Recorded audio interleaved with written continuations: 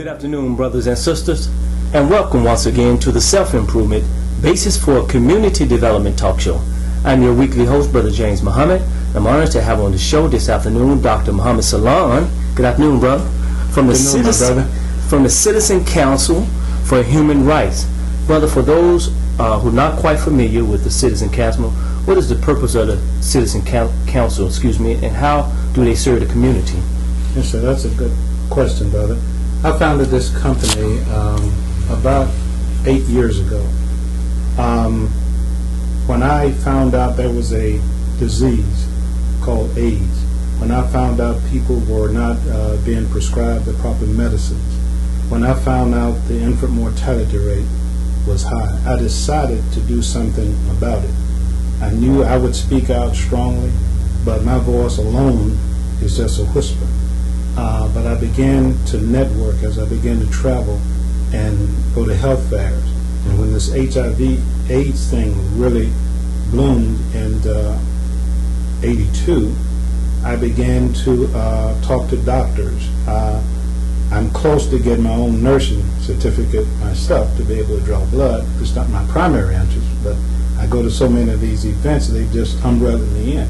But it's a network of people all over America that work with me, not for me. We work together as a team. I founded the concept of human rights because I think human rights is a deeper value than civil rights.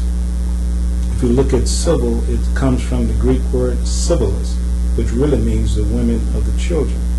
Not to diminish the civil rights struggle, but when you go to human rights, you go to that divine principle that came directly from God himself, and you fight for human rights and human behavior. Okay, Dr. Salon, on Saturday, July 11th, you are sponsoring a AIDS, HIV awareness community outreach program in South Haven. What inspired you to start this program and have this awareness meeting, and how important is it for our community to come out? Thank you, brother. I do some type of AIDS event every year, usually in the spring.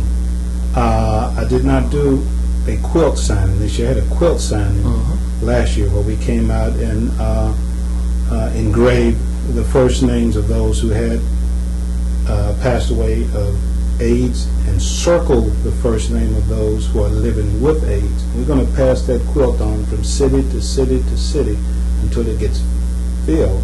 And then have a mature adult that's nearly 100 that says she's going to make a quilt. And hopefully she's around when the quilt comes back. If not, we'll have to recruit somebody else. But for her spirit to be that great is very valuable. But being a part of Muhammad's study group, we began to talk about HIV/AIDS. And when we found out that I dealt in health law and that I have a little bit of medical background, and we have a Sister Crystal, who is an RN, and the interest lied between Brother Kareem and Brother Tadal and I to do something in the community dealing with health. And there's no better target now to really open up the minds of people about HIV/AIDS, because it's a pandemic. Okay, now, there's a difference between HIV and AIDS. What is HIV? HIV is actually the human immunodeficiency virus. It is called the virus that causes AIDS, and it's passed through to blood, to semen, and even now, or any sexual involvement with someone who actually is infected with the virus. But even pregnant women now can pass that on through their unborn child during the pregnancy and even at birth. So that is the actual virus itself. Now, AIDS is the acquired immunodeficiency syndrome. I wish I had time to talk just on AIDS. I could talk on it, I believe, all day. But what I want people to really look at is that it is the only disease now under the sun does not truly have a proper name. Acquired is a verb in the past tense.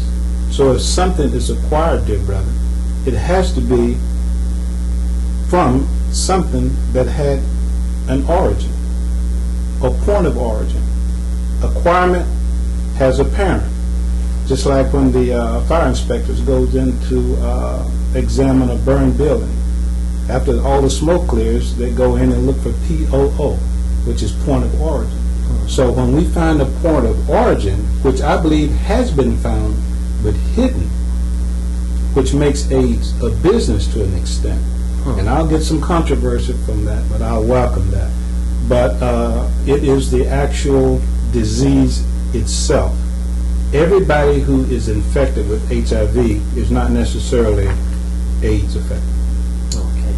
Now, when we look at our community, most people don't know. Within Shelby County, is there truly a state of emergency when it comes to HIV and AIDS? I can't tell you how deeply, there's not a yes big enough to answer that. Yes, yes, yes, yes. The largest growth in epidemic is among our women, young black women of childbearing ages, usually from 13 to 24. 67% of the newly reported cases are our black women. And that is devastating because the black woman is the father of civilization. When you destroy that womb, when you destroy that brain, you tarnish the growth of civilization. And that is what is happening now. Our young black men, 15 to 30, in this city, nearly 50% of these young brothers are infected with the virus or some type of STD that can accelerate into the true virus and then onto AIDS. So it's a pandemic. Washington, D.C. is worse. So we have a mission. To me, I speak all over the country. I've spoken on forums with Early Magic Johnson, Shirley Rapp, Dr. Krim out of Washington, D.C., Kwasi Nfume met us down in Orlando, I believe. So there's a lot of people. Even Halle Berry has contributed some monies, I believe, toward this. She has a place in L.A. called the Genesee House, where she takes in battered women and children, and they test for those type of things along the way. But it's a serious, serious, serious pandemic right here in the heart of America, which is Memphis, the Mid-South. Okay. For those who are just now tuning in to the Self-Improvement Basis for Community Development Talk Show, I'm Brother James here, and I'm here with my brother, Dr. Muhammad Salon, who is a member and founder of the Citizen Council for Human Rights, and we're discussing AIDS, and particularly in the Shelby County area, which is a state of emergency. Now, what are some of the early... One thing I want to say, you have to be very careful with these numbers. These numbers are true, but these, mind you, are reported numbers. These are not the actual numbers. Actual facts. You know, there's facts and then there's actual facts. There's a segment of the community that does not go down to Jefferson and Adams to get tested. These are reported numbers. What you normally see in inner city health departments is blacks and Hispanics. Okay. And some poor, maybe Vietnamese or others. But most of the people who are infected with this virus who goes to the health departments are blacks and Hispanics. But blacks in particular seem to be almost